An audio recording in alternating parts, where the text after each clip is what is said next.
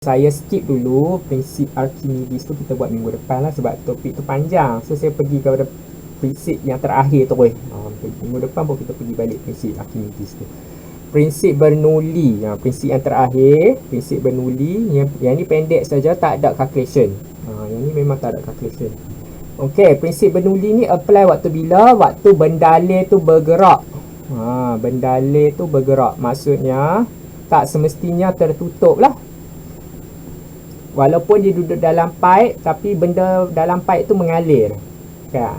Contohnya air dalam pipe ke, udara dalam pipe ke, udara tu mengalir, dia bukan tertutup. Walaupun nak bunyi dalam pipe tu bunyi tertutup kan, macam benda tu dalam tertutup, tapi sebenarnya dia mengalir. Bila mengalir maksudnya tak tertutup lah. So prinsip Bernoulli apply bila bendalai tu bergerak, tak semestinya tertutup. Okey. Prinsip Bernoulli menyatakan bahawa apabila hala laju pengaliran sesuatu bendalai bertambah, tekanan dalam bendalai akan berkurang atau sebaliknya. Maksudnya bila velocity, hala laju meningkat, tekanan, pressure menurun. Yang ni kita kata inversely proportional kan, berkadar songsang. Berkadar songsang. Tak ada pengiraan, tapi saya nak tunjuklah macam mana dia boleh satu naik satu turun. Okey, dia berdasarkan prinsip keabadian tenaga. Prinsip keabadian tenaga. Maksudnya kita sinonimkan dia, kita anggap dia satu tenaga kinetik, satu tenaga keupayaan lah. Yang velocity yang ada hala laju ni selalunya tenaga kinetik lah kan, tenaga kinetik. Yang pressure ni, tekanan ni adalah tenaga keupayaan. Contoh je lah, tenaga keupayaan. Okey, maka bila satu tenaga kinetik meningkat kan, maka tenaga keupayaan kena turun lah. Tenaga keupayaan kena turun supaya total tenaga tu, total energy kita conserve, terabadi, sama, constant, malar. Itu maksudnya. Maka dia tak bolehlah satu tinggi, yang ni pun kena tinggi, maka nanti total energy kita meningkat pula. Tak bolehlah, sebab prinsip keabadian tenaga cakap apa? Tenaga tidak boleh dihasilkan ataupun dimusnahkan, tapi dia boleh ditukarkan kepada bentuk yang lain kan. Yang ni contoh sajalah. Tenaga daripada tenaga kinetik bertukar menjadi tenaga keupayaan yang membuat kerja lah. Yang pressure ni, tekanan ni yang membuat kerja. Maka yang hala laju ni tak buat apa-apa. Hala laju ni sejenis tenaga saja. So tenaga ni menyebabkan kerja yang kita lakukan tu banyak atau kurang lah. So dekat sini prinsip Bernoulli ni kata apa? Kalau benda tu bergerak laju, air ke, gas ke, udara ke, maka tekanan yang dihasilkan oleh bendalai tu ataupun gas tu dia rendah, maka kerja yang kita nak buat daripada sistem tu nanti kurang lah. Maka selalunya kita kena buat hala laju rendah supaya tekanan kita tinggi. Bila ada tekanan tinggi, kita mudah untuk membuat sesuatu kerja lah. Okay. Sebab dalam formula tekanan tu ada daya kan. Daya tu yang menyebabkan kerja lah. So kita nak menyiasat fenomena prinsip Bernoulli ni guna apa? Kita guna tiup Venturi nama dia. So kita isi air. So dekat sini ada kawasan yang berluas besar. Ni luas besar, ni luas kecil. Yang ni luas besar balik lah, A3. Lepas tu kita ada tiup kaca ni juga. Tiup kaca dekat A, B dan C. Air lalu, air kena mengalir lah. Kalau air tak mengalir tak jadi juga. So dia kena air tu mengalir, baru ada prinsip Bernoulli lah. So apa yang berlaku dekat kawasan luas yang besar? Maka bila luas yang besar, kita punya hala laju dia rendah. V1 kita rendah sebab luas kita besar, dia tak ada banyak halangan kan, maka boleh lalu macam tu saja dengan relaxnya kan, dengan secara selambatnya. Hala laju cecair dekat kawasan luas yang besar adalah rendah. Sama macam pemain tu lah, hos air yang dekat taman tu kan, duk siram tu kan, kalau kita picit hos tu dekat ujung tu, maka air jadi laju kan. Yang tu disebabkan luas dia kecil, tapi kalau kita tak picit, dia jadi slow kan, air tu keluar. Maka yang tu disebabkan luas dia besar lah. So dekat sini sama konsep dia, luas besar maka hala laju rendah. So apa yang prinsip Bernoulli kata apa?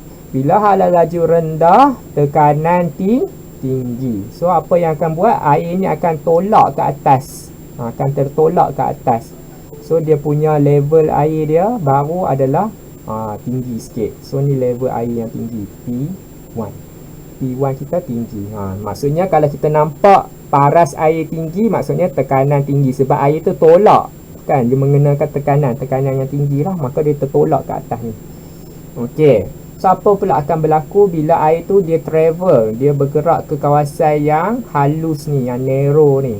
Bila halus, kita punya area kita, luas kita kecil. Bila luas kecil, kita punya velocity ataupun hala laju kita tinggi. Macam hos air tadi itulah, kalau kita muncungkan hujung tu, dia bergerak lagi laju.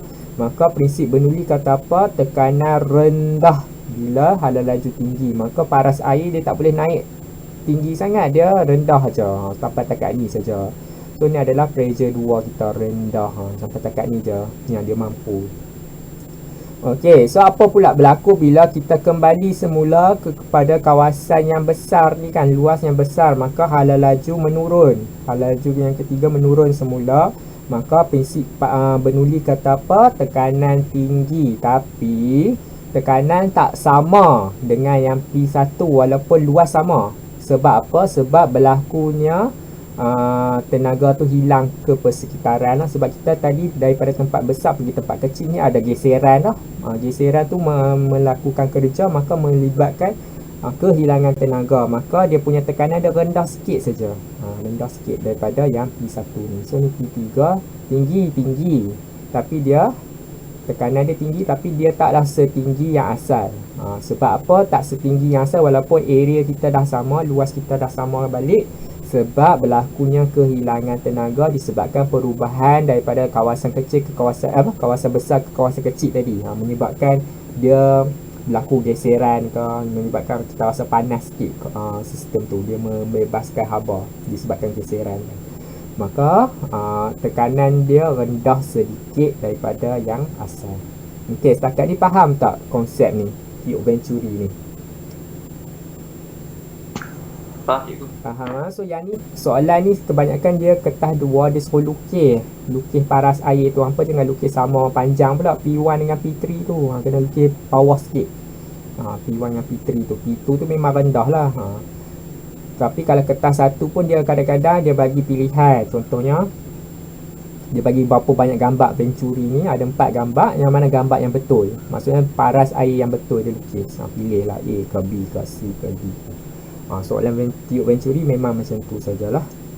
Sama ada suruh hampa lukis ataupun kalau kertas satu pilih paras air yang betul. So ada tak cara lain kita nak investigate prinsip Bernoulli ni? Sebab tiup Venturi ni susah lah kita nak buat kat rumah, kan. Sekarang ni waktu PKP kita nak cari benda bahan yang mudah lah. Boleh kita guna kertas pun boleh menyebabkan prinsip Bernoulli tu apply. Sebab kalau kita buat kertas kita bentuk macam ni, kita lipat-lipat bentuk macam ni, lepas tu kita tiup udara guna mulut kita lah, tiup dekat atas, kawasan atas ni.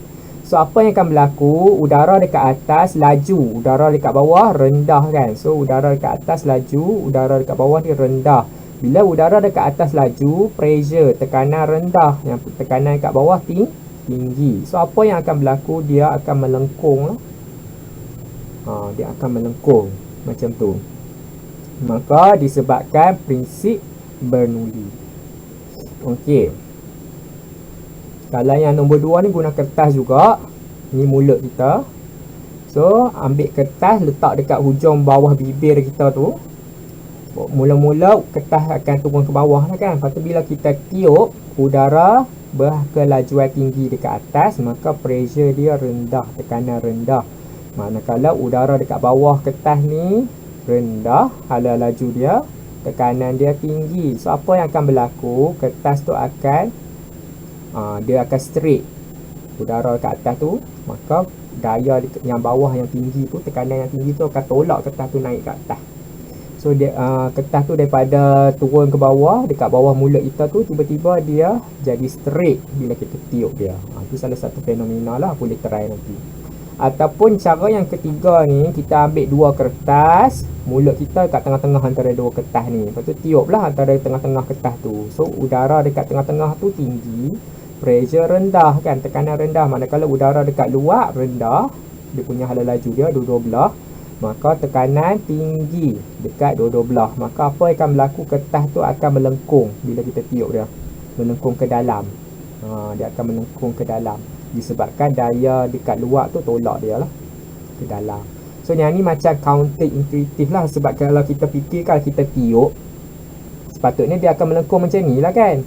Tak, sebab ni adalah prinsip Bernoulli, menyebabkan kawasan yang dalam ni bertekanan rendah. So yang bertekanan tinggi akan tolak ke kawasan yang bertekanan rendah, maka dia buat kerja lah kan. So higher pressure tu menyebabkan kerja dilakukan disebabkan daya, maka daya tu tolak kertas tu berapat ke tengah. Okay, yang tu saja kita boleh try lah, hampa boleh try lah nanti. Cara yang pertama, cara yang kedua, cara yang ketiga, semua ni mengaplikan prinsip Bernoulli. Okay, so setakat ni faham prinsip Bernoulli ni, hala laju tinggi, tekanan rendah, ataupun hala laju rendah, tekanan tinggi. Faham? Faham cikgu. Faham. Okey, so kita tengok pula penghasilan daya angkat. So kita nak masuk aplikasi lah. Aplikasi dia selalunya kapal terbang. So kita kena check balik daya-daya yang terlibat dekat kapal terbang ni. Daya apa yang ada, kita belajar dah hari tu, chapter 1. Dia mula-mula dia ada berat lah kan, berat kapal terbang tu. Maka nak counter berat tu kita panggil daya angkat. FD lah selalunya, daya angkat, lift force.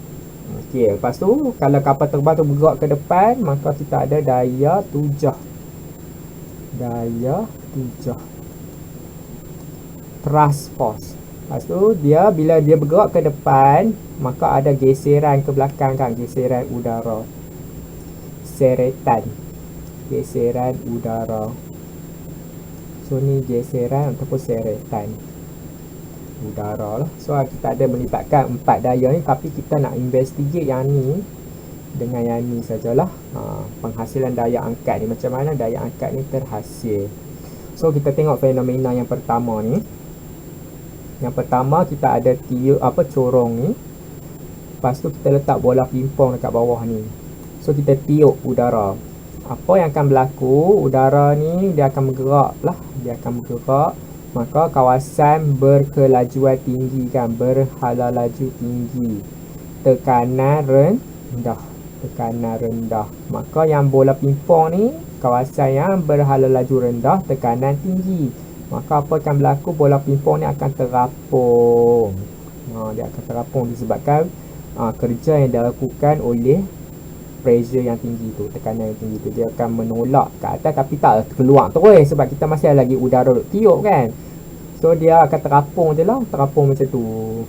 Sampailah udara ni kita tak tiup dah, maka dia turun balik lah. Tu fenomena daya angkat lah kan. Daya angkat disebabkan oleh tekanan tinggi. Okey, yang kedua adalah aerofoil. Aerofoil tu apa? Aerofoil tu adalah sejenis bentuk yang berbentuk melengkung ke atas, yang kat bawah dia straight. Dia macam tu, kita panggil aerofoil. Lagi satu nama dia hydrofoil. Okey, apa beza pula aerofoil dengan hydrofoil? Aerofoil ada AE tu maksudnya air, maksudnya digunakan pada udara. Hydro maksudnya water, air juga kan. Yang ni kita buat water lah, water digunakan dalam air lah kan. So bentuk yang sama, dua-dua ni bentuk yang sama, cuma aerofoil ni digunakan dekat udara, hydrofoil ni guna dekat air.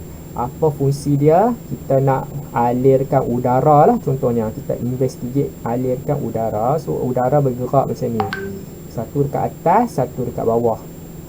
Udara dekat atas, udara dekat bawah. So udara dekat atas ni dia punya sesaran dia lagi tinggi, sesaran dengan sesaran kat bawah. So nampak tak, dia lagi travel, dia lagi jauh, sebab dia melengkung, dia kena lalu lagi jauh. Manakala yang bawah ni dia straight saja, so dia rendah lah, sesaran dia rendah. So tapi pada masa yang sama, sebab dua-dua ni ditiup dengan udara yang sama, maka masa yang dilalui sama. So apa yang akan berlaku? Hala laju meningkatlah dekat atas. Sebab formula hala laju adalah S bahagi dengan T. T kita sama, S kita naik. So maka velocity kita pun naik lah, hala laju naik. So yang ni pula hala laju rendah. So apa yang akan berlaku bila hala laju meningkat? Pressure menurun lah, tekanan menurun, manakala tekanan yang dekat bawah ni meningkat. So ada berlaku perbezaan tekanan. So tekanan yang tinggi ni yang buat kerja kan, dia akan menghasilkan daya angkat. Dia akan naikkan aerofoil ni. So dia aerofoil ni nanti nampak dia macam terapung ataupun terangkat. So aerofoil ni adalah kegunaan dia pada sayap kapal terbang. Sayap kapal terbang lah. So bentuk sayap kapal terbang mesti bentuk aerofoil. Sebab kita nak bagi kapal terbang tu terapung kan, terangkat. So dia mesti kena guna bentuk aerofoil. Kalau hydrofoil ni guna untuk kapal lah. Kapal yang dia punya bawah dia tu, bawah dia kan bentuk macam melengkung tu kan. So dia ada aplikasi dia dekat air untuk hydrofoil. Bentuk dia lebih kurang sama juga. Okey, so dekat sini kita nak tengok kita punya struktur aerofoil tu. Ni aerofoil kalau dia rata macam ni, kalau kita serongkan dia, serong macam ni, macam mana pula apa yang akan berlaku? So gerakan udara masih sama. Cuma sekarang ni udara dekat bawah ni nampak ruang dia lagi banyak kan. So banyak udara akan travel ke bawah. Maksudnya aerofoil yang ada sudut ni, kita panggil aerofoil yang bersudut ni, dia menyebabkan udara banyak tersesar ke bawah. Maka berlakulah daya juga kan, daya yang menyebabkan udara ni pergi ke bawah, tolak ke bawah. So ada satu daya yang menyebabkan udara ni terpesong ke bawah. Maka hukum gerakan Newton ketiga mengatakan bahawa bila ada sesuatu daya tindakan, maka akan berlaku daya tindak balas, action dengan reaction kan. So yang ni action, yang ni tindakan oleh aerofoil tu yang tolak udara pergi ke bawah, maka udara ni balas balik. Tu tindak balas, reaction, tindak balas. Udara ni balas balik, maka dia tolak ke atas pula. Sebab tadi tolak ke bawah, maka udara ni akan tolak ke atas. Maka ni pun salah satu komponen daya angkat. Daya angkat. Sebab yang tadi daya angkat disebabkan perbezaan tekanan. Ya, memang betul yang atas ni sesaran lagi banyak daripada yang bawah. Maka hala laju lagi tinggi dekat atas, pressure rendah kan. Yang ni hala laju rendah dekat bawah, pressure tinggi. Yang tu pun ada juga menyebabkan daya angkat. Yang ni pun salah satu komponen daya angkat. Maka daya angkat yang tadi tambah dengan daya angkat yang bawah ni, maka daya angkat lagi tinggi. Maka lagi senang nak terapung. So selalunya kapal terbang dia akan membuat sedikit condongan lah kepada dia punya sayap dia tu, supaya daya angkat yang dihasilkan tu bertambah-tambah lagi banyak daripada kalau kita tak serongkan aerofoil tu. So ada nama-nama dia dekat sini. So nama sudut yang kita nak serongkan tu nama dia sudut serang. Sudut serang. Macam nak menyerang perang tu lah, sudut serang ataupun attack angle. Attack angle. So dia ada sudut serang yang tertentu untuk kapal terbang. Dia tak boleh sudut serang tu tinggi sangat. Dia tak boleh rendah sangat. Dia ada nilai yang tertentu lah, kena check nanti dekat internet. Itu nama dia sudut serang. Maka yang ni nama dia daya angkat lah. Daya angkat dia lagi besar daripada daya angkat yang tadi disebabkan contribution daripada perbezaan tekanan oleh prinsip Bernoulli dan juga hukum gerakan Newton ketiga. Tambah dua-dua daya tu menyebabkan daya angkat kita lagi besar, daya paduan kita lagi besar lah. Dan juga ada daya seretan. Jangan lupalah seretan tu pun ada juga. Daya seretan. Daya seretan ke sini. Maka apa kita punya daya paduan yang baru. So daya angkat tambah dengan daya seretan. So daya paduan kita ke sini. Dia ke sini. F kita yang baru adalah condong. Maka kita punya aerofoil ni terbang dia condong sikit lah. Condong ke kanan kan. Condong ke kanan. Dia condong ke kanan. Lepas tu macam mana, takkan kapal terbang nak condong ke kanan saja sentiasa kan? Maka pilot tu kena buat satu konfigurasi lah, menyebabkan aerofoil ni kembali semula kepada kawasan yang datar tu, menjadi tak ada orang kata apa, tak ada angle tu, tak ada sudut seram. Maka kapal terbang boleh terbang mendatar saja, barulah selesa. Kalau duduk terbang secara angle tu agak-agak lah kan, mesti dah rasa macam seram sejuk dah naik kapal terbang tu. So kita kembalikan semula sudut seram tu kepada kosong supaya kapal terbang dapat bergerak macam biasa balik. Okey, so dia bergantung kepada sudut seram juga untuk daya angkat tu. Tadi kita investigate yang pertama tu, daya angkat disebabkan oleh prinsip Bernoulli. Okey, ni prinsip Bernoulli untuk bola pingpong tu, dan juga apply dekat aerofoil yang tak ada sudut seram pun prinsip Bernoulli. Tapi bila ada sudut seram, maka daya angkat kita tu bukan sahaja prinsip Bernoulli, tapi disebabkan hukum gerakan Newton ketiga juga. So hukum gerakan Newton ketiga cakap apa? Satu daya tindak balas akan bertindak pada sayap kapal terbang dan menyumbang. Dia tak kata dia ni saja yang menyebabkan daya angkat, dia menyumbang. Dia adalah komponen daya angkat yang bertindak ke atas kapal terbang selain daripada prinsip Bernoulli. Okey, setakat ni faham tak pasal benda ni, pasal aerofoil ni? Saya conteng memang nampak serabut lah, tapi saya explain juga. Faham tak benda ni?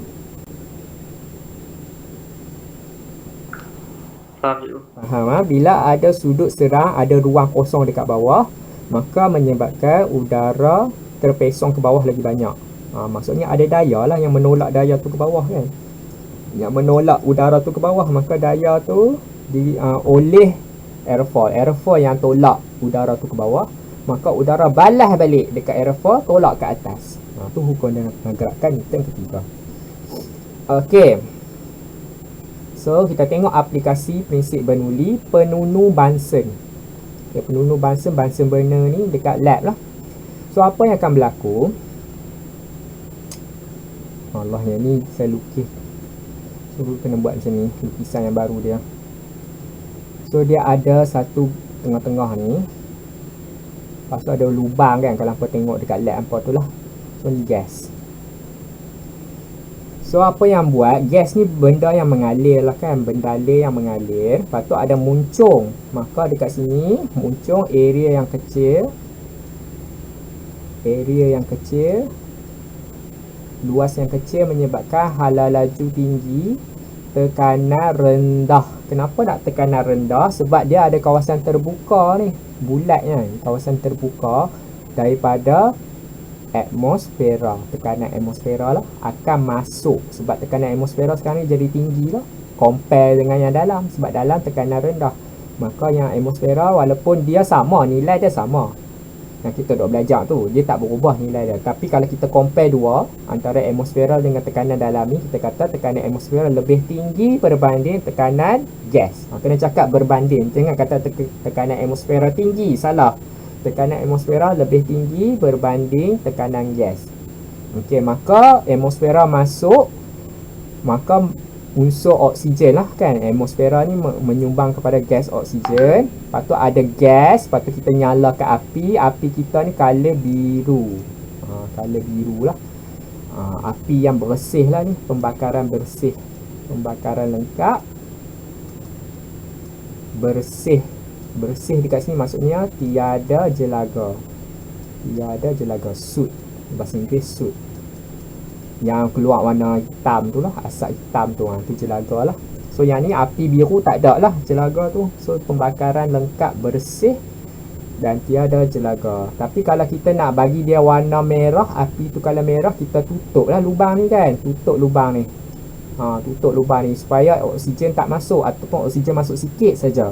Maka berlakulah pembakaran tidak lengkap, maka dia tidak bersih, kotor, sebab ada jelaga. Dia akan warna merah, api warna merah, cuma dia akan keluar asap hitam sikit-sikit. Okey, so yang ni faham penunu Bunsen?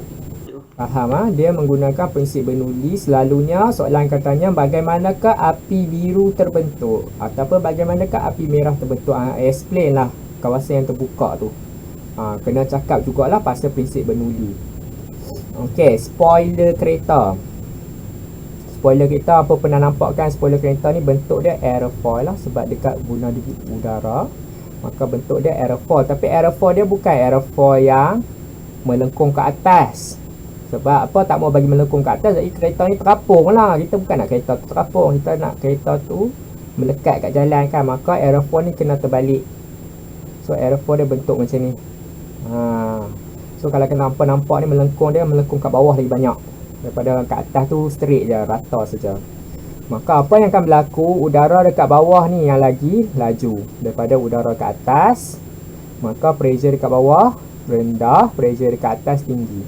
So benda yang apa yang akan berlaku, tekanan yang tinggi yang buat kerja kan, tekanan tinggi yang menyebabkan daya ditolak. Maka menyebabkan kereta ni dia stabil lah, dia melekat kat jalan. Daripada segi dia terbang pula, tak boleh lah.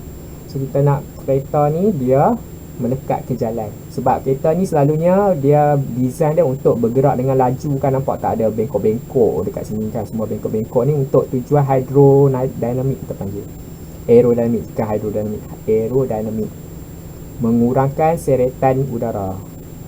Mengurangkan seretan udara supaya lagi laju lah, boleh bergerak dengan lagi laju. Bila dia bergerak dengan lagi laju, dia akan terapung lah. Sebab kereta ni badan dia ni bukannya besi, dia adalah aluminium. Badan dia ni aluminium ataupun sejenis komposit lah, komposit alloy yang lain. Aluminium ni terlalu lembut sangat kan, komposit alloy yang lain yang menyebabkan dia kuat juga. Tapi dia ringan lah. Basically apa yang saya nak cakap kat sini, badan kereta tu ringan. Memanglah kesemua kereta tu berat, tapi badan dia tu ringan, dia menyebabkan dia mudah untuk terapung. Tapi tak terapung macam nak terbang, macam kapal terbang tu. Dia terapung macamnya, maksudnya tayar tu tak melekat ke jalan. So kita nak benda tu bergerak ke depan, maka tayar kena melekat ke jalan. So nak bagi dia sentiasa melekat, kita kena tambah spoiler supaya ada daya tambahan yang menolak kereta ni ke bawah selain daripada berat kereta tu sendiri. So spoiler ni berguna juga untuk kereta, cuma ingat aerofoil dia terbalik. Aerofoil dia terbalik lah. Tadi kapal terbang aerofoil yang normal macam ni. Yang ni kapal terbang sebab kita nak buat daya angkat ke atas. Yang ni bukan daya angkat lah. Ini daya ke bawah. Okey, so kita tengok pula yang ketiga dalam sukan, sepakan bola melengkung. Macam mana kita sepak bola lurus kan? Kita sepak bola lurus, tapi macam mana dia boleh melengkung masuk ke gol macam ni. Kita panggil yang ni teknik lah kan. Sebab ni waktu selalunya sepakan penalti lah, ada orang kata apa, defenders kat sini, dia akan menghalang bola ni daripada masuk ke gol kan. Tapi kita boleh buat trik. Kita sepak bola ni, dia kena ada skill lah sikit, kena berlatih lah, menyebabkan bola ni dia boleh melengkung masuk ke gol juga. So macam mana tu, macam mana boleh berlakunya pelengkungan bola tu. So dia macam ni gambar rajah dia. So bola ni dia berputar. Lepas tu dia ada satu tendangan yang menyebabkan bola tu berputar dengan bola tu tak berputar. Kalau bola tu tak berputar, udara dia macam ni lah. Nampak tak, udara melengkung ke atas dengan melengkung ke bawah sama banyak, maka tak ada perubahan. Maka bola ni akan straight saja. So kita tak mau, kita kena buat satu jenis sepakan yang menyebabkan bola ni akan berputar. Di samping itu udara juga mengalir. Udara juga mengalir. So apa yang akan berlaku bila udara tu mengalir berbeza arah, nampak tak? Yang ni berbeza arah. Satu udara pergi ke kanan tapi bola berputar ke kiri, maka berbeza arah. Yang ni pula sama arah. Udara ke kanan maka putaran pun ke kanan juga. Kan? Maka yang berbeza arah ni menyebabkan seretan lah kan. Maksudnya pressure dia rendah. Hala laju lah, kita cakap hala laju dulu. Hala laju rendah, pressure tinggi. Pressure tinggi. Yang bawah ni pula, bila sama-sama, maka hala laju tinggi, pressure rendah. So ada perbezaan tekanan. Bila ada perbezaan tekanan, tekanan yang kuat ni yang akan buat kerja, maka dia akan tolak. Ada satu daya paduan terhasil menyebabkan bola ni ke bawah. Manakala tadi kita buat sepakan tu nak ke kanan kan, maka ada dua daya. Kita kena cari daya paduan yang baru. Daya paduan baru kita serong. Bila tambah daya teras ni, daya tujah kita, ni daya tujah, ni daya disebabkan prinsip Bernoulli.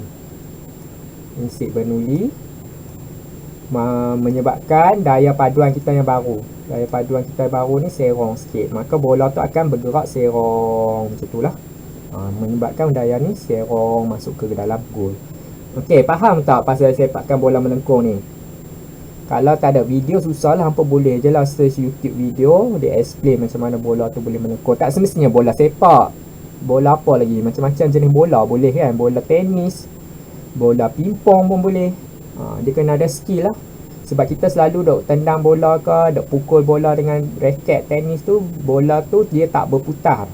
Tapi bila kita ada satu skill yang menyebabkan bola tu berputar, sambil tu kita apply daya supaya dia ke depan, maka prinsip bernundi akan terlibat lah. So faham tak pasal sepakkan bola melengkung ni? Faham cikgu. Faham. Kalau tak faham apa boleh tengok video YouTube lah, dia maybe nampak lagi clear lah. Dia explain tu macam mana. Gambar raja saya ni serabut sikit lah. Tapi dia basically apa yang saya buat dekat gambar raja ni benda yang kita dah belajar dah lah. Daya paduan yang kita belajar hari tu, cuma kita tambah prinsip bernuli saja. Prinsip bernuli saja yang kita tambah dekat sini. Dia menghasilkan daya ekstra dan kita ada daya paduan yang baru. Okey, last untuk hari ni, daya angkat oleh aerofoil kapal terbang. So saya cerita balik macam mana kapal terbang dia boleh terbang naik ke atas, dia boleh landing, dia boleh pergi kiri, dia boleh pergi kanan. Macam mana kita nak buat dia. So kat sini ada macam-macam bahagian lah, flight spoilers lah, ailerons lah, rudder, macam-macam lah bunyi kat sini kan. Dengan elevator apa semua ni. Ni 4 ni saja saya nak sebut, yang benda lain tu dah advance sangat lah. So mula-mula mestilah kita nak bagi kapal terbang ni naik ke atas kan, take off kita panggil. Take off. So macam mana kita nak bagi dia naik ke atas? So kita kena keluarkan flight spoiler ni. Kan tadi kata sudut serang tadi. Kalau waktu asal kapal terbang, waktu asal dia punya sayap dia tu mendatar lah kan, tapi kita nak tambah sudut serang, maka sayap ni dia kena melengkung sikit, dia kena bersudut. Maka apa yang akan berlaku, flight spoiler ni dia akan buat keluar sikit, dia akan ke bawah. Dia keluar, dia akan ke bawah macam ni. So nampak tak dia akan melengkung ke bawah macam tu kan. So menyebabkan ada sudut serang lah. Ada sudut serang menghasilkan daya angkat yang lebih sikit. So samalah dekat ujung belah-belah ni, dia akan buat keluarkan spoiler tu ke bawah. Dia akan buat keluarkan ke bawah, dia akan melengkung ke bawah. Maka banyak udara akan melalu ke bawah, maka menyebabkan hukum gerakan Newton kata apa, daya angkat pun kena naik lagi banyak. So menyebabkan kapal terbang ni boleh terangkat, tapi belum lagi. Kita kena tambah lagi elevator kat belakang tu. Elevator kat belakang ni pun kena melengkung ke bawah juga. Nampak tak benda yang gelap ni? Benda gelap ni pun dia kena melengkung ke bawah juga. So yang kat belakang tu dia kena melengkung ke bawah juga. So supaya yang daya yang dekat atas ni akan tolak ekor kapal terbang ke bawah. Yang ni pula akan menyebabkan daya angkat ke atas. Nampak tak? Supaya ada sudut serang. Supaya kapal terbang tu dia ada sudut serang. Sudut serang. Sudut serang. Itu je tujuan dia. Sudut serang tu. Supaya kapal terbang tu, yang ni satu kat belakang ke bawah, daya ke bawah, yang dekat sayap daya ke atas. So yang ni ke bawah, yang ni ke atas kan daya dia. So ada orang kata apa, serong lah. Serong sikit, maka berwujud sudut serang. Bila wujud sudut serang, wujud daya angkat yang lebih. Daya angkat yang lebih selain daripada prinsip bernudi. Yang tu untuk take off. Tapi bila dah berjaya terbang, maka kita tak maulah sentiasa naik saja kan. Kita nak constant saja. Kita nak dia kekalkan altitude dia, maka tutup balik lah. Spoiler ni masuk balik dalam sayap. Spoiler ni masuk balik dalam sayap. Spoiler yang belakang tu, elevator yang belakang tu masuk balik dalam ekor tu. So dia kembali semula mendatar. Okay, so kalau kita nak pusing kiri, pusing kanan macam mana? So ada orang cakap boleh guna rudder ni. Rudder dekat ekor atas ni. Bila rudder kat ekor atas tu pusing ke kiri, dia punya rudder dia ke kiri, maka kita akan kapal terbang pergi ke kanan. Orang kata macam tu. Ataupun kalau rudder tu melengkung ke kanan, maka kapal terbang ni akan ke kiri, pusing ke kiri. Selalunya tak buat macam tu. Sebab apa? Kalaulah kita guna konsep macam tu, kita hanya guna rudder ni untuk pusing kiri, pusing kanan, nanti orang dalam ni akan rasa mual, akan rasa tak selamat lah, rasa macam tiba-tiba dah ke kanan kan, pusing ke kanan tu, macam apa naik kereta lah kan, naik kereta lepas tu tiba-tiba ada lengkungan ke kanan. mestilah badan hampa akan bergerak ke kiri kan, rasa macam beretuh dengan pintu tu. Macam itulah sama juga dengan kapal terbang kalau kita guna rudder. So apa yang akan pilot tu buat, dia akan guna ailerons, bukan guna rudder. Rudder tu biar P saja. Ailerons ni, aileron yang hujung pula, yang hujung ni dengan hujung ni, dia akan bawa naik dengan bawa turun. Yang ni akan bawa turun, yang ni akan bawa naik ke atas. So apa yang akan berlaku, yang ni akan daya ke atas, yang ni akan daya ke bawah. So kapal terbang tu dia akan melencong ke kanan. Melencong ke kanan. Badan ni, semua badan ni akan pusing sikit ke kanan. Lepas tu dia akan travel melengkung ke kanan secara smooth. Kita kata smooth lah. Lepas tu tutup balik lah yang ailerons tu supaya dia straight balik. Contohnya. Tapi kalau kita nak ke kiri, so yang ni pula ke bawah lah. Spoiler aileron ni ke bawah, yang ni spoiler ni pula naikkan ke atas, yang hujung, bukan yang flap ni. Flap ni yang tadi untuk take off tadi.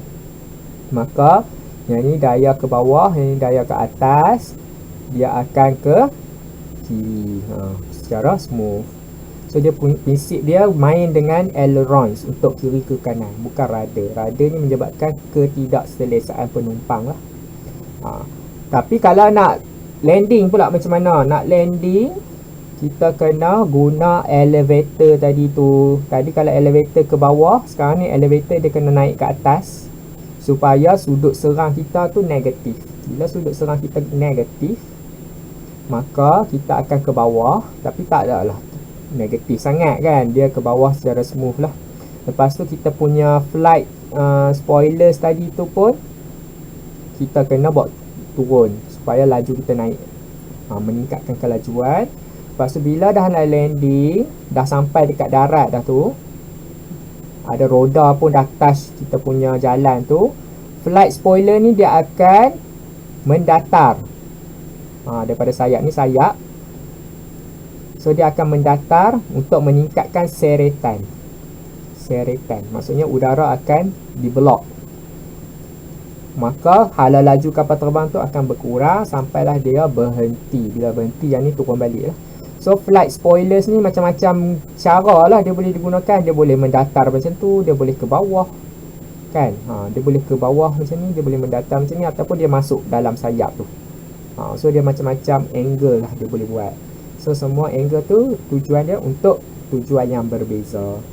Okay, so setakat ni faham tak pasal prinsip kapal terbang ni? Yang ni kalau hampa nak tengok dengan lagi jelas, hampa boleh search video dekat YouTube lah. Semua benda-benda pasal prinsip Bernoulli ni boleh tengok dekat YouTube saja. Lagi best lah daripada saya explain tu. Maybe hampa nak berimajinasi tu payah sikit. Better kalau tengok dekat YouTube, lagi senang nak faham. Okay, sampai setakat itu saja untuk fizik minggu ni. Prinsip Pascal dengan prinsip Bernoulli. Prinsip Pascal untuk bendalir tertutup, prinsip Bernoulli untuk bendalir yang bergerak. Prinsip Pascal ada pengiraan, formula simple je, F1 A1 sama dengan F2 over A2. Lepas tu dia punya penggandaan dia, faktor penggandaan dia A2 bahagi dengan A1. Kalau prinsip Bernoulli tak ada formula, cuma dia menggunakan prinsip kebahagiaan tenaga. Kalau hala laju tinggi, tekanan rendah, ataupun hala laju rendah, tekanan tinggi. Manakala daya angkat pula ada dua cara nak buat dia. Satu guna prinsip Bernoulli disebabkan perbezaan tekanan, tekanan tinggi yang akan buat kerja. Ataupun kita tambah lagi satu, sudut serang. Bila ada sudut serang, kita melibatkan hukum gerakan Newton yang ketiga, menyebabkan ada pertambahan daya. Daya angkat tu jadi lagi besar. Maka kat situ melibatkan daya paduan yang lagi besar lah. Dia serong sikit. Jadi kalau kita campur dengan seretan, dia akan menyebabkan daya paduan tu serong sikit. Dan aplikasi prinsip Pascal dalam sistem hidrolik bangsa burner. Ada jet dengan brake tu untuk yang prinsip Bernoulli, kapal terbang, bola melengkung, Bunsen burner, apa lagi, spoiler kereta. Itu je lah aplikasi Bernoulli. Okey, itu saja untuk minggu ni. Nanti kita